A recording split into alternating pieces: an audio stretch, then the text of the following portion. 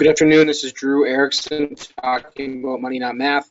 I apologize for the dark screen. My computer the internet service or connection is just apparently not good enough to stream me in with light. So I apologize for that, but hopefully this conversation brings you value.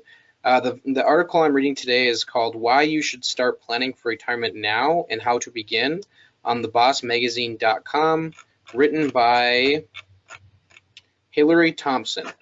Okay, so the first point she makes, of course, is early retirement planning yields big results, essentially saying the earlier you start planning, the better. And the first point she talks about in its importance when it comes to retirement planning is funerals are expensive. She says funerals and final arrangements are a big part of savings for retirement. The median cost for a funeral is almost $8,000, and that's just the cost of basic funeral service, viewing, and burial. That doesn't reflect money for monuments, flowers, and obituaries. So please keep that, so she says, keep that in mind when it comes to planning so that you don't have to leave the stress of paying for your funeral on those who are grieving after losing you. The second point she says is the Social Security may be insolvent. She says, don't plan on living off your Social Security benefits when you retire. The latest report by the Social Security and Medicare trustees estimates that funds for old age and survivors insurance and disability insurance will be depleted by 2035. That's only 15 years away.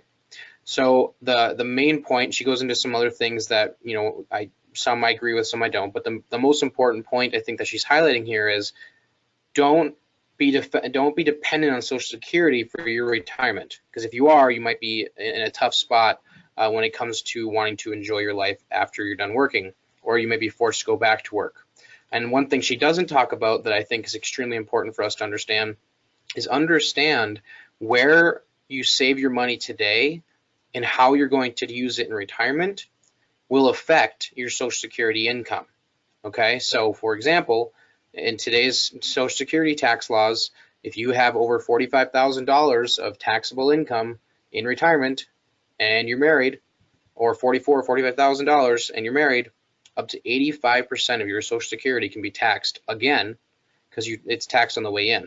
Okay, so there's some different things to be aware of there. It depends on your situation, and that may change in the future, but it's something to be aware of. How does taking your money out in retirement going to affect your Social Security and whatever benefits are still there?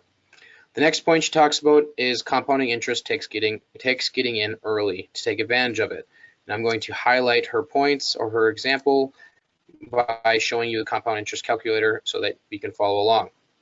Okay, so she says that if investor X and investor Y begin saving for retirement at different times, okay, and they both save $10,000 per year, they start at zero, they save $10,000 per year. If investor X starts saving at age 40 until age 65, that's 25 years of saving at an assumed 8% interest rate, investor X will have about $790,000. All right. Now, if investor, so this person invested $250,000, right? 10,000 times 25, so they saved 250, and their account grew to 790. Now, if investor Y started saving at the age of 30, so that to age 65 for 35 years, they're saving $350,000, right? Their account will grow to about $1.86 million. That's $1.1 million more than the first 25 years. So $1.1 million of growth comes in the last 10 years compared to 890 in the first, or 790 in the first 25. Okay, that's a huge difference over a 10-year period. Now, if you take that out to, let's say you start saving at age 25, so you save for 40 years.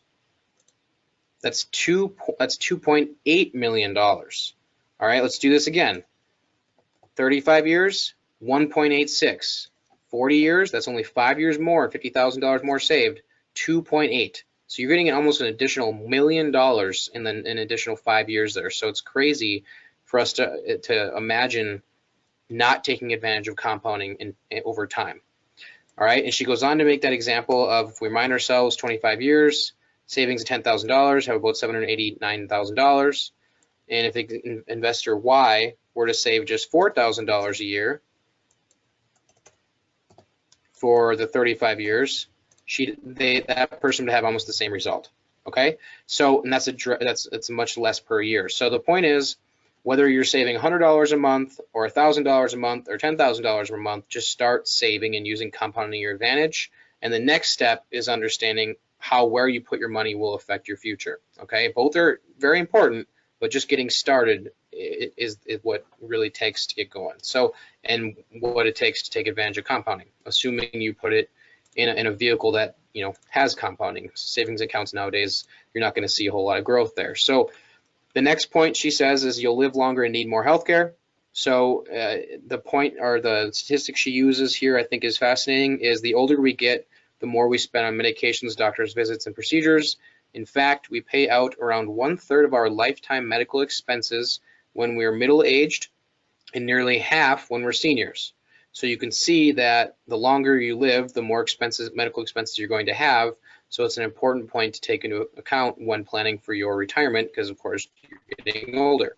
And life expectancy from the last few generations has only been going up. And now that's kind of argued and might be staggering up now, but we're not going to get into that. Okay, so the last paragraph she says is, social, political, and financial changes are making it difficult for the average person to predict the best strategies for retirement saving. Company pensions are a thing of the past. Savings estimates keep increasing, and social safety nets are struggling. It's likely that Social Security won't be enough when you retire, but don't feel like all is lost. Even if you're just getting started, it's never too late to save. Work with a financial professional. The shorter the time you have, the more accurate you need to be. I hope this conversation was helpful for you. Please let me know what your thoughts are, or if you have questions, by leaving a comment. If you like the video, please like it, or even better yet, share it with a friend. Thanks and have a great day. Bye.